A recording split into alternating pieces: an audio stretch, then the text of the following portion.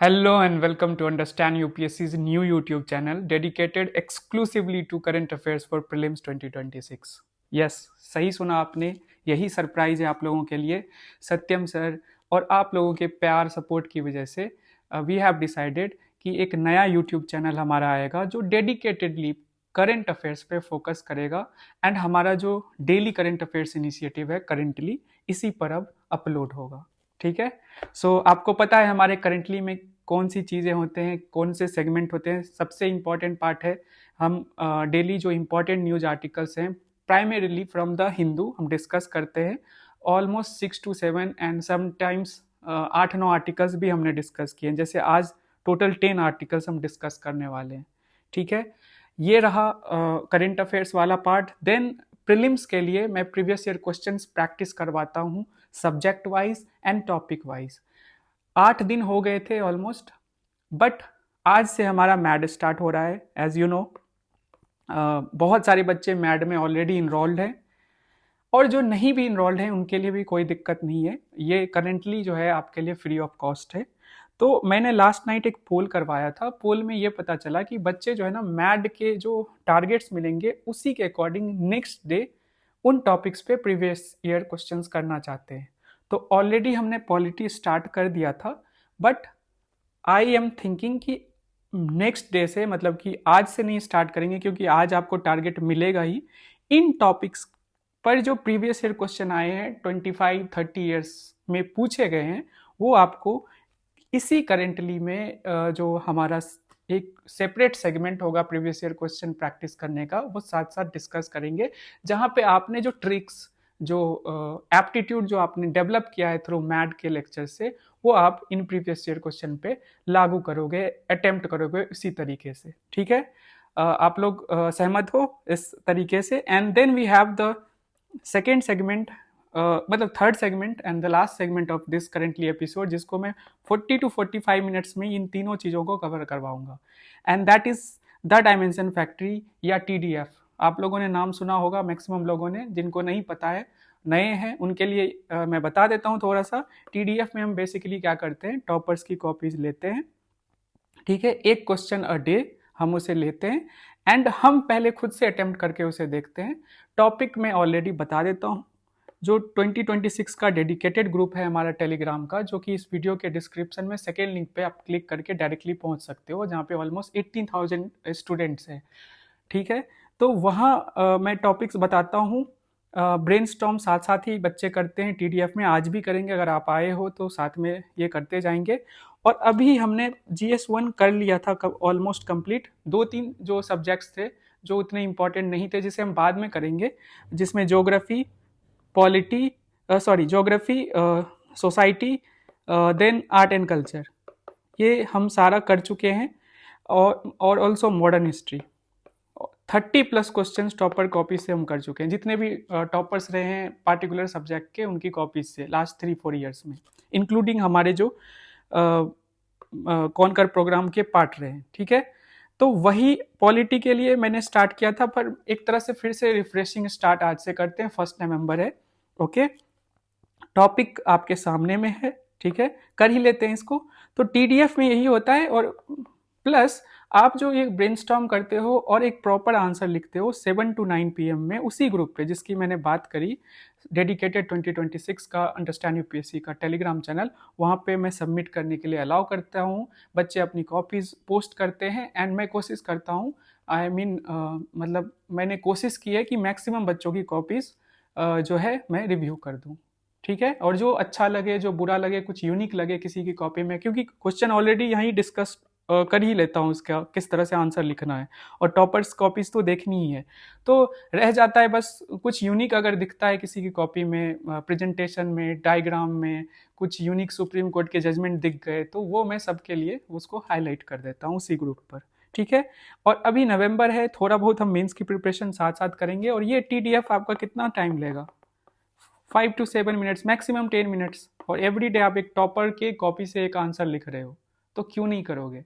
ठीक है, एंड बहुत ही ज़्यादा बच्चे इसको लेकर मतलब उत्सुक रहते हैं, चाहते हैं कि मैं इसे कंटिन्यू करूं, एंड मैं डेफिनेटली इसे कंटिन्यू करूंगा। पॉलिटी है। ठीक है, हम स्टार्ट करते हैं। आपके सामने में क्वेश्चन है, ठीक है। और मैंने आज का जो क्वेश्चन लिया है, जागृति Awasthi ma'am, all India rank 2, इनकी कॉपी जो है ना सबसे मतलब कि सिंपलर वे में ये आंसर्स लिखती थी एंड इनको नंबर बहुत अच्छे मिलते थे। ठीक है।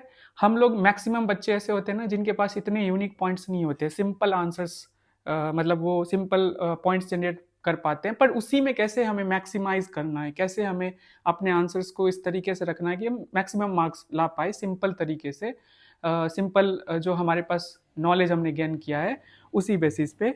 तो वही हम सीखेंगे इनकी कॉपी से। पहले हम खुद से अटेम्प्ट करेंगे। मैं जो टीडीएफ का तरीका है उसमें यही है कि पहले कोर डिमांड क्वेश्चन का समझो, उसको आइडेंटिफाई करो।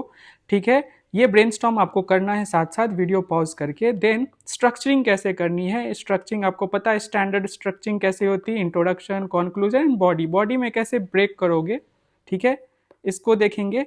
एंड देन वी हैव जो इंट्रोडक्शन पार्ट है, ओके, एंड कंक्लूजन में क्या लिख सकते हैं, अच्छा कंक्लूजन, अच्छा इंट्रोडक्शन, एंड कुछ वैल्यू एडिशन होता है, जैसे पॉलिटी के क्वेश्चन में आपके पास आर्टिकल्स हैं, सुप्रीम कोर्ट के जजमेंट्स हैं, उसको यूज कर सकते हैं हम। ठीक है, प्रेजेंटेशन भी मायने रखता है, तो ये सारी चीजें साथ साथ करना है। सो कोर डिमांड देखते हैं क्वेश्चन पढ़ते हुए, क्या है कि इन India governors discretionary powers, Hindi medium के बच्चे भी ट्राई करते हैं, लिखते हैं बहुत सारे आंसर्स जो आपको उस ग्रुप पे दिख जाएगा। So in India governors discretionary powers are wider than those of president. एक तो डिस्क्रिशनरी पावर की बात हो रही है, ओके। अब इसमें यह कहा जा रहा है कि गवर्नर का जो डिस्क्रिशनरी पावर है ना वो वाइडर है एज कंपेयर टू प्रेसिडेंट। ये हमें शो करना है, इलेबरेट करना है। इलेबरेट एक डायरेक्टिव, इसका क्या मतलब होता है आप लोग अगर बता सकते हो तो डेफिनेटली कमेंट सेक्शन में लिखिए।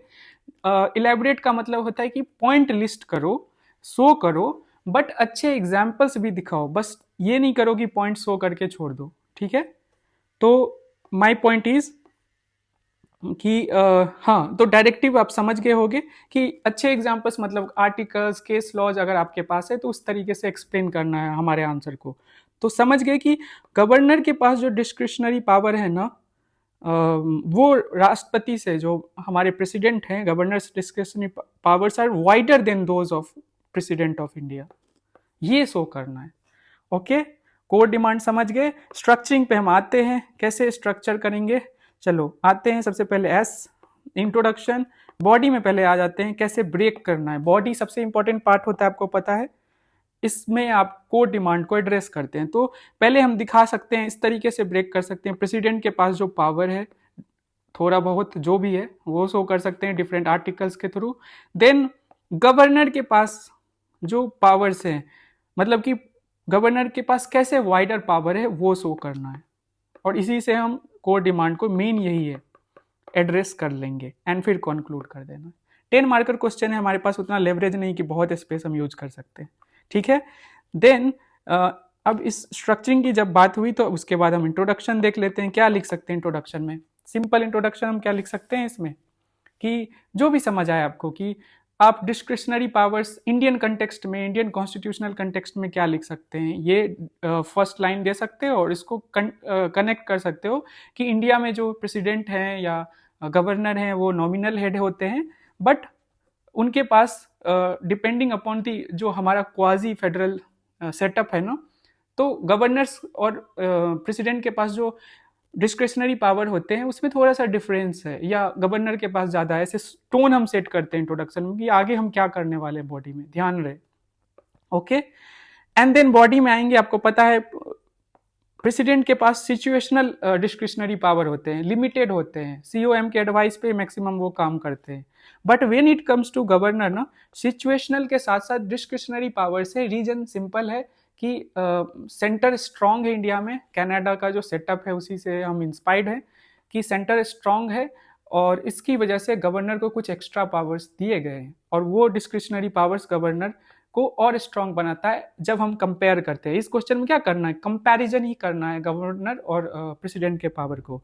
सो when it comes to president का जो पावर है, सिचुएशनल डिस्क्रिशनरी पावर है, उसमें क्या क्या शो कर सकते हैं, कि सिंपल है कि जस्ट सोचो ना, एक हो गया कि मेजोरिटी किसी को नहीं है, ठीक है, तो प्रेसिडेंट अपने मन से मतलब उसको बुला सकता है पार्टी या कोलिशन के लीडर को कि वो जो है शपथ ले ले एज अ प्राइम मिनिस्टर, ठीक है। फिर डिसमिस करता है सीओएम को अगर लॉस ऑफ कॉन्फिडेंस हो गई है, किसी के पास मेजोरिटी नहीं है, तो वहां पे प्रेसिडेंट के पास सिचुएशनल डिस्क्रिशनरी पावर है, या लोकसभा को डिसॉल्व कर सकता है, ठीक है, कॉन्फिडेंस जब ये लूज कर दिया है, ठीक है। यही 2-3 पावर्स हैं। फिर हम आते हैं सेकेंड पार्ट में, ये ए हो गया, देन बी में 2 हिस्सों में बांटेंगे। एक सिचुएशनल है, सिचुएशनल में आपको पता ही ऑलमोस्ट सिमिलर होगा, ये स्टेट लेवल पे चीफ मिनिस्टर पे ये लागू होगा। जो गवर्नर के प्रेसिडेंट के पास है वो सिचुएशनल जो पावर्स हैं, डिस्क्रिशनरी पावर्स, वो गवर्नर के भी पास है, बट गवर्नर के पास एक्सक्लूसिव डिस्क्रिशनरी पावर है जो कॉन्स्टिट्यूशन उसे देता है, जिसमें कि आपको पता है आर्टिकल 356, जहां पे वो रिकमेंड कर सकता है प्रेसिडेंट को जो है बिना सीओएम के जो काउंसिल ऑफ मिनिस्टर्स हैं उसके एडवाइस पे कि आप राष्ट्रपति शासन लगाओ। सेकेंड है 5th and 6th schedule, specially 6th schedule में कुछ डिस्क्रिशनरी पावर्स गवर्नर को दिए गए हैं। Then the third thing is, और क्या हो सकता है, हाँ, बिल का जो आर्टिकल 200 के अंदर बिल्स का रिकंसिडरेशन के लिए वो प्रेसिडेंट को फॉरवर्ड कर सकते हैं, ये भी डिस्क्रिशनरी पावर गवर्नर को दिया गया है। और कुछ है अगर आपको याद आ रहा है तो आप इंक्लूड कर सकते हो, फाइन।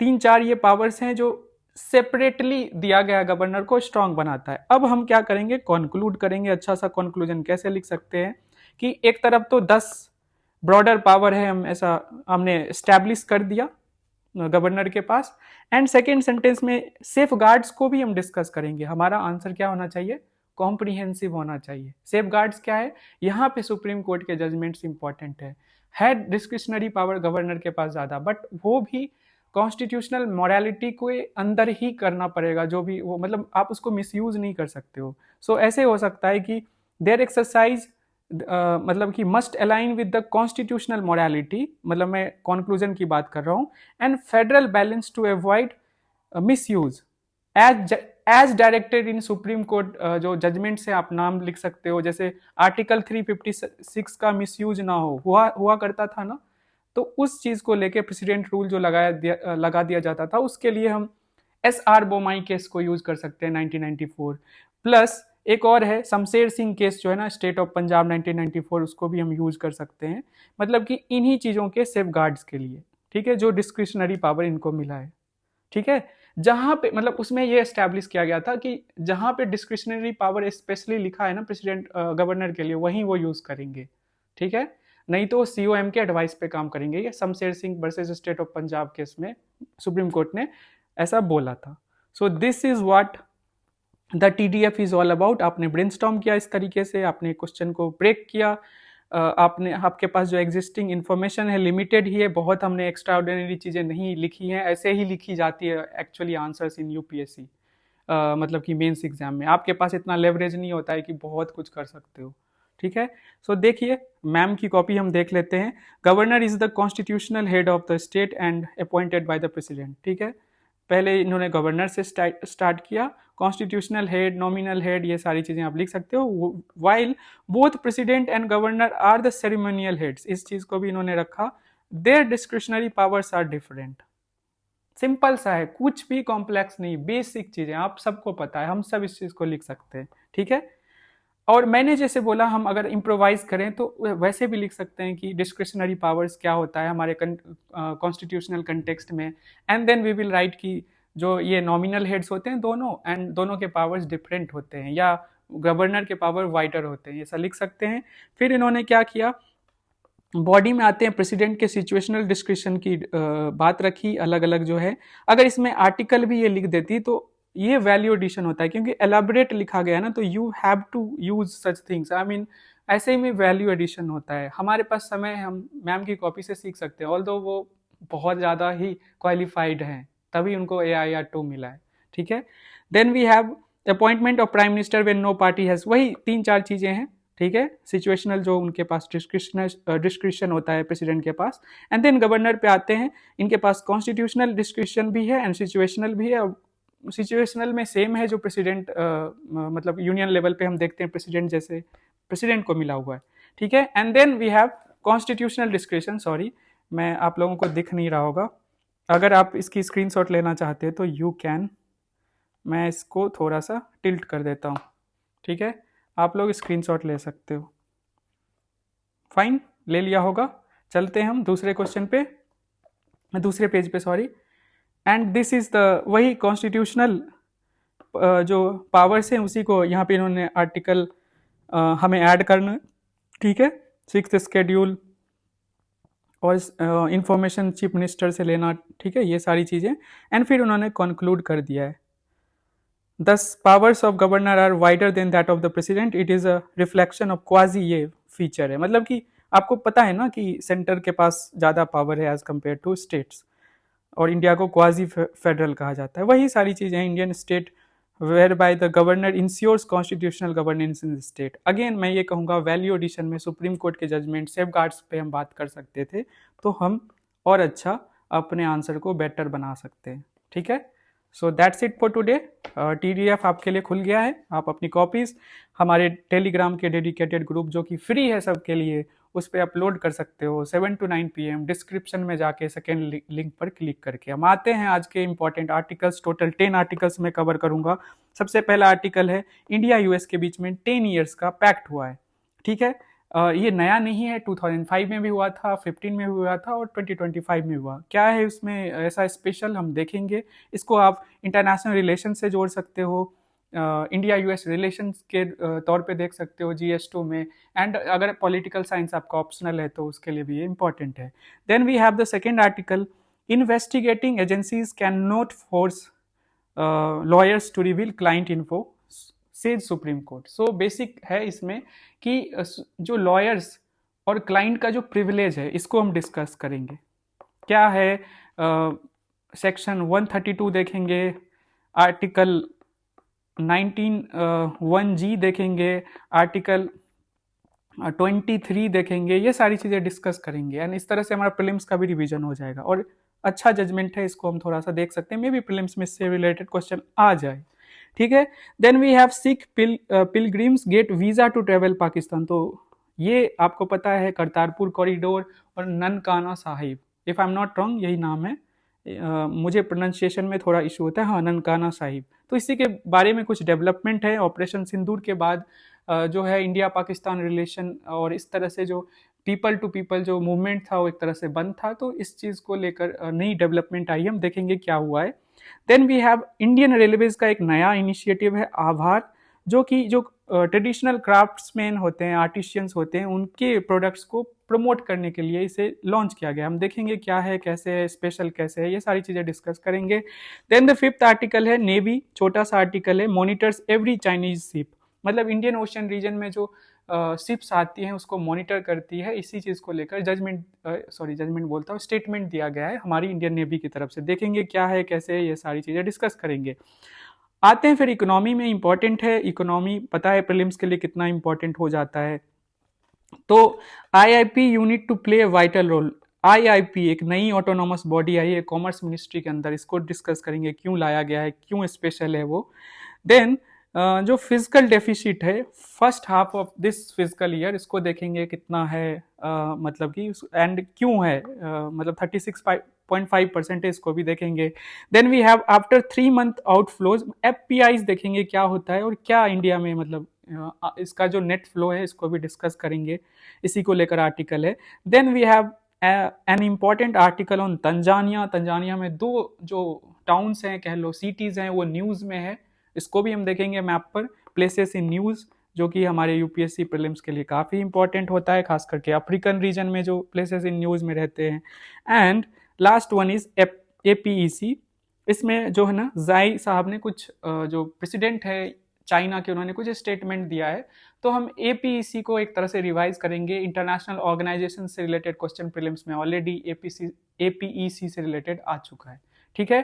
पहला आर्टिकल है India US sign pact to boost defence. So simple है, अभी आसियान का जो है 12th ASEAN defence minister meeting हो रही थी, वहीं पे साइन किया गया। इंडियन जो हमारे defence minister Rajnath Singh and United states के जो वॉर सेक्रेटरी हैं जो कि मतलब कि सेम ही उनका नाम डिफरेंट है, उनका भी डिफेंस मिनिस्टर को वैसे ही वो मतलब उनका डेजिग्नेशन इस तरीके से होता है।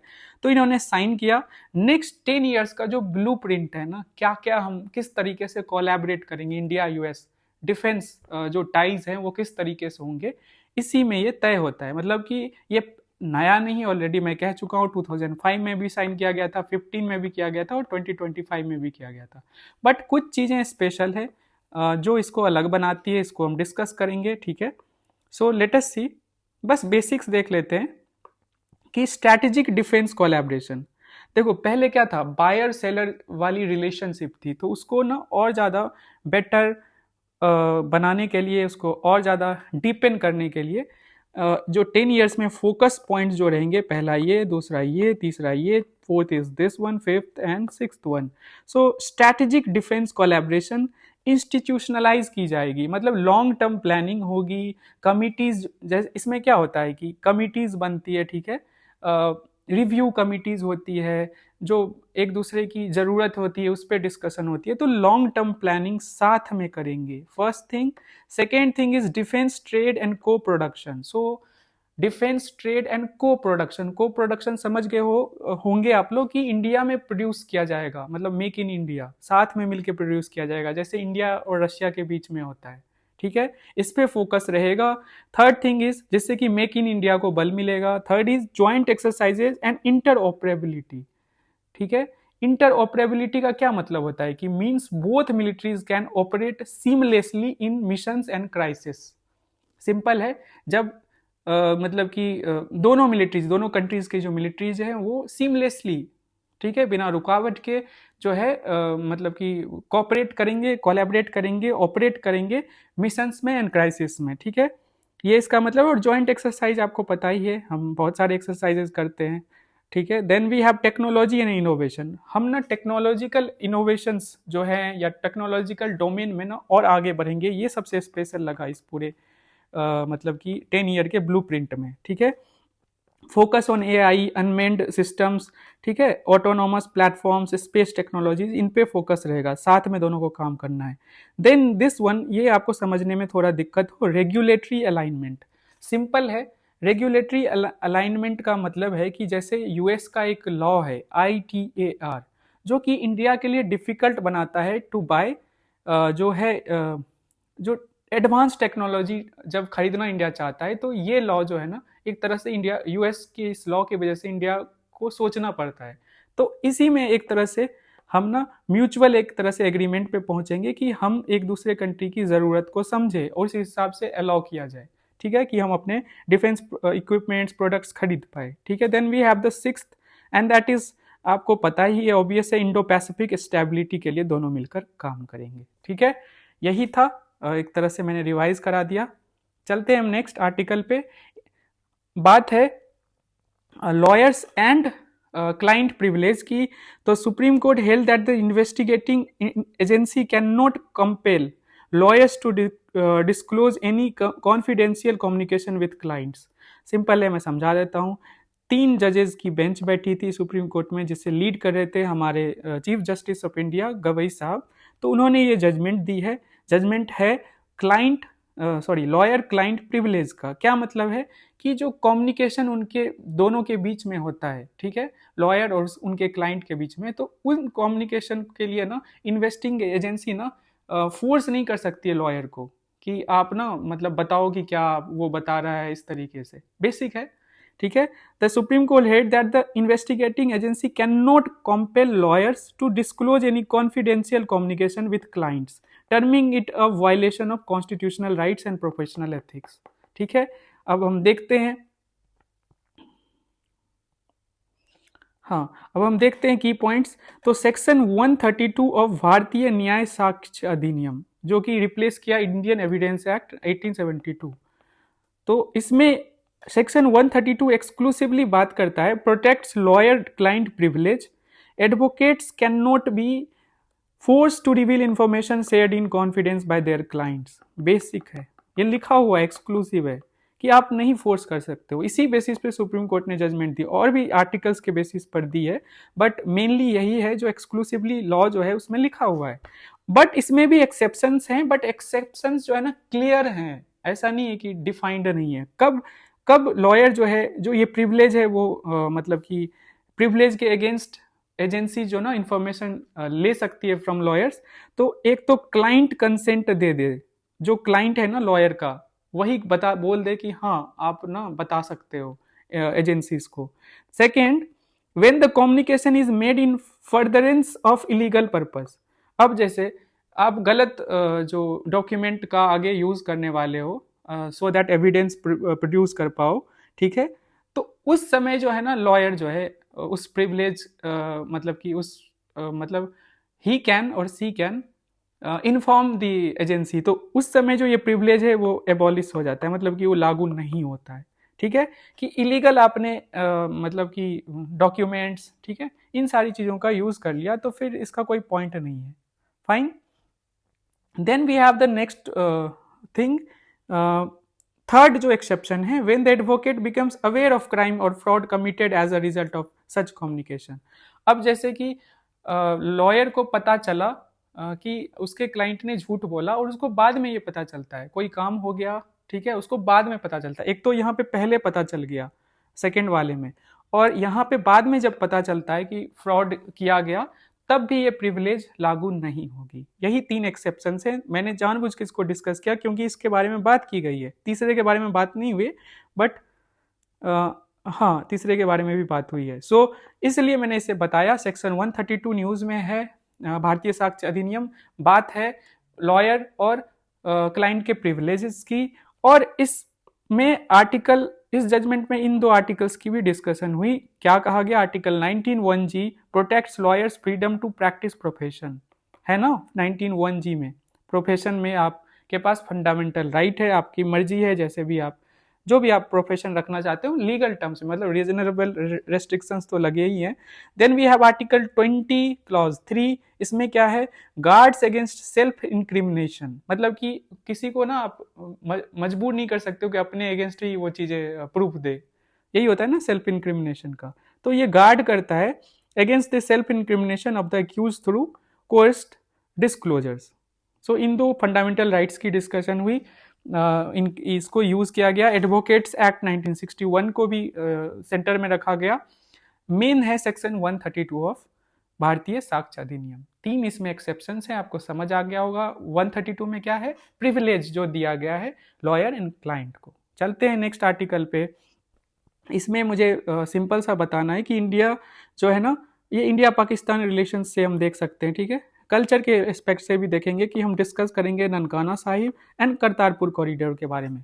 सो India allowed 2100 Sikh pilgrims to visit shrines in Pakistan including Nankana Sahib for Guru Nanak's birth anniversary after revoking a temporary ban. So Guru Nanak साहब की जन्म दिवस मनाई जाएगी, तो उसी बेसिस पे बहुत सारे सिख्स जो पिलग्रिम्स ने उन्होंने रिक्वेस्ट किया हमारे एक्सटर्नल अफेयर्स मिनिस्ट्री से, तो उनको अलाउ किया गया है कहाँ जाने के लिए? ननकाना साहब, नॉट करतारपुर कॉरिडोर।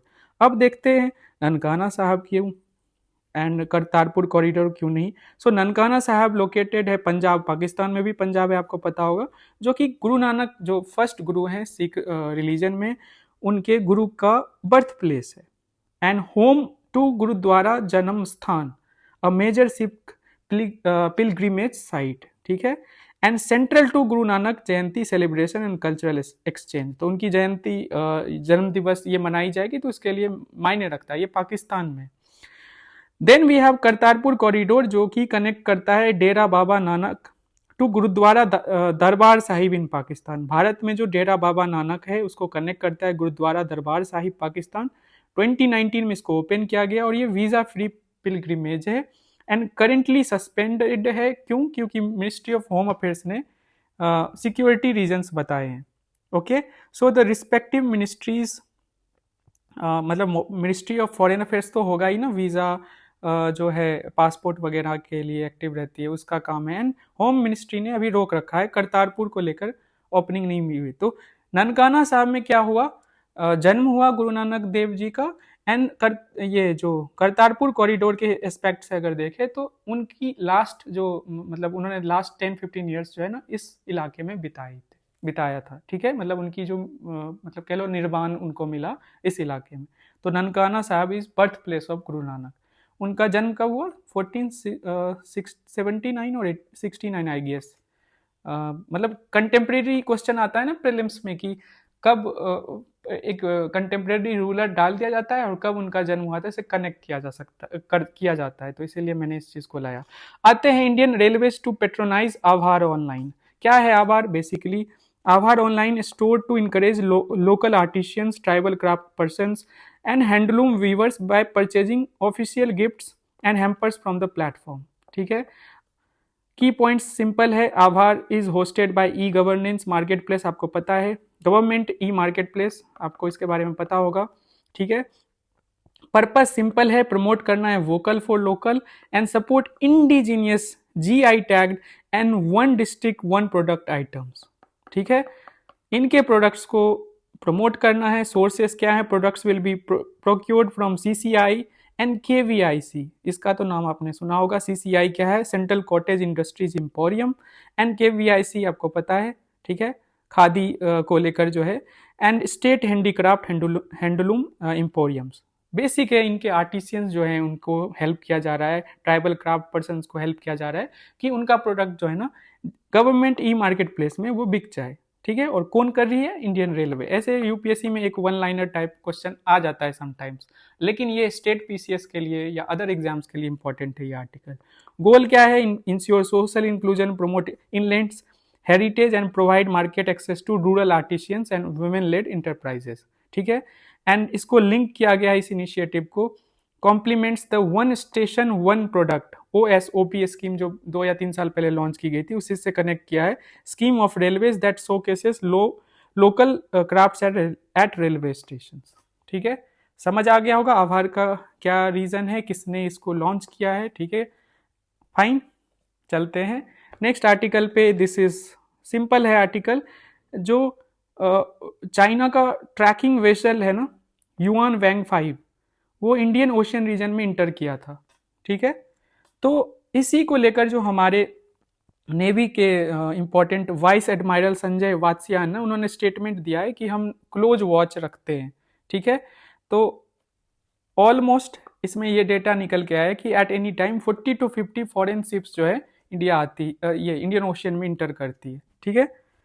सो इन्होंने ये स्टेटमेंट दिया, we are aware of what they are doing when they come in and when they go out. तो यहाँ पे ये वेसल में भी मतलब इतना इंपॉर्टेंट तो नहीं है, बट न्यूज़ में है तो हम इसको देख लेते हैं, ठीक है। नेक्स्ट है आईआईपी यूनिट, ये इंपॉर्टेंट है, इसको देख लीजिए खास करके प्रीलिम्स पर्सपेक्टिव से। Indian institute of packaging and autonomous body under ministry of commerce and industry, इसको लॉन्च किया गया था कल इन बेंगलुरु, ठीक है। इसका सेंटर बनाया गया है इंडियन इंस्टीट्यूट ऑफ पैकेजिंग, ठीक है। काम क्या होगा? To boost innovation in packaging, education, research, testing and certification. The facility will integrate AI-enabled testing, data analytics, and smart packaging demonstrations, promoting skill development and industry collaboration in next generation packaging. Simple है, packaging को लेकर educate करना और उसमें information technology या AI को use करके और बेटर वे में हम सीख सकते हैं, ठीक है। तो फूड पैकेजिंग पे खास करके फोकस रखा जाएगा। तो एक नई बॉडी आई है, बेंगलुरु में आई है, किस मिनिस्ट्री के अंदर है? Ministry of commerce and industry, and इसका नाम है Indian institute of packaging, autonomous body है। चलते हैं नेक्स्ट आर्टिकल पे। फिजिकल डेफिसिट को लेकर रिसेंट न्यूज है, क्या है? आपको पता है कि गवर्नमेंट ने इस फिजिकल ईयर के लिए एम किया है कि 4.4% जीडीपी में फिजिकल डेफिसिट होगा। पता है ना, एक्सपेंडिचर और रेवेन्यू के बीच का डिफरेंस। तो अभी पहले हाफ के लिए जो रिपोर्ट आया है वो जितना तय किया ना उसका 36.5% है, मतलब 4.4% जीडीपी का 36.5% अभी तक हमने नोट किया है कि डेफिसिट रहा है। तो अब 40% rise in capital expenditure led to higher spending, ये इंपॉर्टेंट है। क्यों ये बढ़ा है? बढ़ा क्यों है? अगर हम कंपेयर करें लास्ट ईयर के तुलना में इसी पीरियड में, तो वो 29% ही था, इस बार 36.5% है। देखो बहुत इंपॉर्टेंट नहीं है, बेसिक समझाने के लिए आर्टिकल मैंने इंक्लूड किया है। तो 40% जो है ना राइज हुआ है कैपिटल एक्सपेंडिचर। क्या होता है कैपिटल एक्सपेंडिचर? इंपॉर्टेंट जो मतलब इंफ्रास्ट्रक्चर हम डेवलप करते हैं, रोड, हॉस्पिटल्स, एजुकेशनल इंस्टीट्यूशंस, ठीक है, ये सारी चीज़ें, बस यही है। आगे चलते हैं। After 3 month outflows FPIs net buy, देखो एफपीआई क्या होता है पहले देख लेंगे एंड फिर उस न्यूज को समझेंगे, बेसिक्स रिवीजन करेंगे। यूपीएससी प्रीलिम्स के लिए ये टॉपिक बहुत इंपॉर्टेंट है। एफपीआई एफडीआई दो टर्म्स हमेशा न्यूज में रहता है। एफपीआई क्या है? Investment by foreign entities in Indian financial assets like stocks bonds, जो शॉर्ट टर्म जो होता है जिसकी लिक्विडिटी हाई रहती है, ठीक है, उनमें जब पैसे कोई लगाता है बाहर से तो उसको हम एफपीआई कहते हैं। और इसमें कोई मैनेजमेंट कंट्रोल नहीं होता है, मतलब आप मैनेजमेंट कंट्रोल नहीं करते हो पैसे लगा के। बट एफडीआई में क्या होता है? मैनेजमेंट कंट्रोल होता है। जैसे फॉर एग्जांपल किसी मैन्युफैक्चरिंग यूनिट को इंडिया में मतलब कि आपने कंस्ट्रक्ट कर दिया तो वो एफडीआई में काउंट होगा। शॉर्ट टर्म होता है, वोलेटाइल कैपिटल फ्लो होता है, इसको सेबी रेगुलेट करती है। बट एफडीआई में क्या करता है? एफडीआई में क्या होता है? It does not involve ownership और कंट्रोल ऑफ कंपनीज, मतलब एफपीआई में ऑनरशिप का कोई कनेक्शन नहीं है, कंट्रोल का कोई कनेक्शन नहीं है, वो एफडीआई में होता है। ठीक है, अब न्यूज में आते हैं। After the 3 months of selling, foreign portfolio investors FPI made a net equity purchase of 14,610 crore in October 2025, the strongest inflow since July। तो नेट इक्विटी जो परचेज है ना, मतलब कि जुलाई के कंपैरिजन से अगर देखें तो 14,610 करोड़, ठीक है, अक्टूबर में ये दिखा है। And FPI is also invested in 3,570 crore in debt securities reflecting improve market sentiment. ठीक है, तो ओवरऑल देखो तो एफपीआई आउटफ्लो ज्यादा हो रहा था, मतलब कि पैसे जो आते हैं ना लगाने इंडिया से वो निकाल ज्यादा रहे थे, लेकिन वो पॉजिटिव दिखाए अक्टूबर में। ये नेट जो है ना, मतलब जितना आप इन्वेस्ट करने वो आते हैं फॉरेन इन्वेस्टर्स और जितना वो ले जाते हैं उनके बीच के डिफरेंस को हम नेट जो है आउटफ्लो, मतलब नेट इनफ्लो कहते हैं। आई थिंक आउटफ्लो कहते हैं, इनफ्लो कहते हैं, इतने सारे टर्म्स है ना। नेट बाउट यहाँ पे यूज किया गया है, नेट इक्विटी परचेज, ठीक है, दोनों के बीच का डिफरेंस ही होगा ना नेट। सो यही है, पॉजिटिव दिखा है, बस हमें एफपीआई पे फोकस करना है, ये न्यूज तो चलते रहता है। चलते हैं Tanzania, second last article of the day. Tanzania में दो इंपॉर्टेंट सिटीज न्यूज में है, पहला है दर एस सलाम एंड दूसरा है मवांजा। तंजानिया एक इंपॉर्टेंट ईस्ट अफ्रीकन कंट्री है, ठीक है। अब मैप पे देख लेते हैं, दिस इज दर एस सलाम एंड दिस इज मवांजा। अब तंजानिया का लोकेशन ईस्टर्न अफ्रीका में है, ठीक है, इंडियन ओशन के साथ मतलब कि कोस्टल, ये देख लो पूरा है, कोस्ट है इसका। एंड इंपॉर्टेंट लेक्स इसके साथ है, lake Victoria, lake Tanganyika and lake Nyasa, ठीक है, ये तीन इंपॉर्टेंट लेक्स हैं। इस पे यूपीएससी आई थिंक इन दोनों पे तो प्रीलिम्स में क्वेश्चन डेफिनेटली पूछा गया है। बॉर्डर सेट करती है कीनिया के साथ, युगांडा के साथ, बुरुंडी के साथ, रवांडा के साथ, किगाली आपको पता है, Kigali agreement, Zambia and Mozambique and Malawi. देखो कितने सारे कंट्रीज हैं, इतना तो याद नहीं रहेगा। इंपॉर्टेंट लेक्स पे फोकस करते हैं। विक्टोरिया जो कि सोर्स है नाइल रिवर के लिए। अच्छा बताओ ब्लू के लिए है या व्हाइट के लिए है, कमेंट सेक्शन में लिखना है इसको। एंड ये दो इंपॉर्टेंट सिटीज में ना जो अपोजिशन पार्टी के वर्कर्स हैं वो प्रोटेस्ट कर रहे हैं, क्योंकि तंजानिया में रिसेंटली जो इलेक्शंस हुए थे तो कहा जाता है कि इलेक्शंस में छेड़छाड़ किया गया था, मतलब इंडिपेंडेंट इलेक्शन नहीं हुआ। तो जो करंट रिजाइम है ना, उन्होंने फोर्स का यूज किया, तो इन्हीं दो शहरों में कुछ लोगों की जान गई। तो हमें सिंपली ध्यान रखना है कि रीजन क्या है। सेकेंड कहाँ हुई है ये? मवांजा एंड दर एस सलाम। ये रहा Mwanza and this is Dar es Salaam, capital है डोडोमा। चलते हैं next article, last article of the day. APEC ये सबमिट हो रहा है ग्योंगजू साउथ कोरिया में, और Chinese president Xi Jinping vowed that the China would defend global trade, maintain supply chain stability and remain open for investment as the US president skip the event। so simple है। APC क्या है पहले देख लेते हैं, एक बार revise कर लेते हैं कि 1989 में स्टैब्लिश हुआ था, इसका हेडक्वार्टर सिंगापुर में है, सेक्रेटेरिएट कह सकते हो। 21 मेंबर हैं इंक्लूडिंग अभी 10 मेंबर्स आसियान के, अब तो आसियान में 11th मेंबर भी इंक्लूड हो गया है। एंड और जो एशिया पैसिफिक में इंपॉर्टेंट कंट्रीज हैं including US, China and Russia, ये तीनों भी हैं, जापान, साउथ कोरिया, ऑस्ट्रेलिया, ये सारे भी हैं, बट तीन जो सबसे इंपॉर्टेंट कंट्रीज हैं वो तीनों हैं। इंडिया इसका पार्ट है नहीं है, इस पे यूपीएससी प्रीलिम्स में क्वेश्चन आया था। इंडिया इंटरेस्टेड है बट इसका मेंबर नहीं है, तो ऑब्जर्वर स्टेटस है। वही objective simple, to promote free and open trade and investment, regional economic integration, sustainable development in the Asia Pacific region and significance. ये सिग्निफिकेंस इंपॉर्टेंट है, ऐसे स्टेटमेंट यूपीएससी प्रीलिम्स में बनता है कि 40 represents around 40% of world population, one thing, and second thing है accounts for other half of the global trade. ठीक है, सो आधा के आसपास ग्लोबल ट्रेड जो है 21 कंट्रीज जो है कंट्रीब्यूट करती है। तो इसी में जो चाइनीज प्रेसिडेंट है ना, उन्होंने बोला हम अब ग्लोबल ट्रेड में फ्री ट्रेड मेंटेन रहे, इसको लेके स्टेटमेंट दिया। ये हमारे लिए इतना इंपॉर्टेंट नहीं है, फोकस यही था। हाँ, यूपीएससी जिनका optional political science international relation है, वो इसको यूज कर सकते हैं अपने आंसर्स में। ठीक है, so that's it for today. I hope आपको मजा आया होगा। नया वर्जन है, नई शुरुआत हमने की है नए चैनल से, और डेडिकेटेड करंट अफेयर्स आपको यहाँ मिलेगा, जिसमें कि हम प्रीवियस ईयर क्वेश्चंस प्रीलिम्स के अटेम्प्ट करेंगे, वो भी मैड के टॉपिक्स को अलाइन करते हुए। सेकेंड थिंग इज हम TDF भी करेंगे डेली, डेडिकेटेड ग्रुप है 2026 का, फ्री ऑफ कॉस्ट। आप वहाँ पे अपने कॉपी सबमिट कर सकते हो बिटवीन 7 to 9 PM।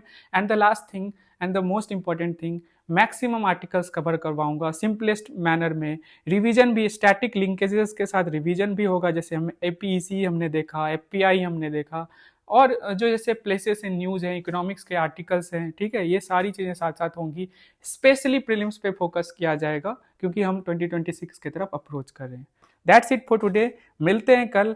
वीडियो पसंद आया हो, नया चैनल पे आपकी अच्छा लग रहा है, यहाँ पे हम इस तरह से करेंटली को लाए हैं, तो डेफिनेटली वीडियो को लाइक कर दीजिए, और कमेंट में जो भी आपको अच्छा लगे कॉन्ग्रेचुलेट कर सकते हैं, it is up to you. ठीक है, thank you so much. Monday से हम प्रॉपर प्रैक्टिस करेंगे, जो है टॉपिक्स को मैं वो देख लूँगा कैसे अलाइन करना है, और एक नई शुरुआत करते हैं। आप लोग स्ट्रीक मत तोड़ना, मतलब स्ट्रीक आपने स्टार्ट कर दिया है तो उसको टूटने नहीं देना है। ठीक है, चाहे वो प्रीलिम्स क्वेश्चन प्रैक्टिस हो या TDF हो। Bye, take care and thank you so much for everything.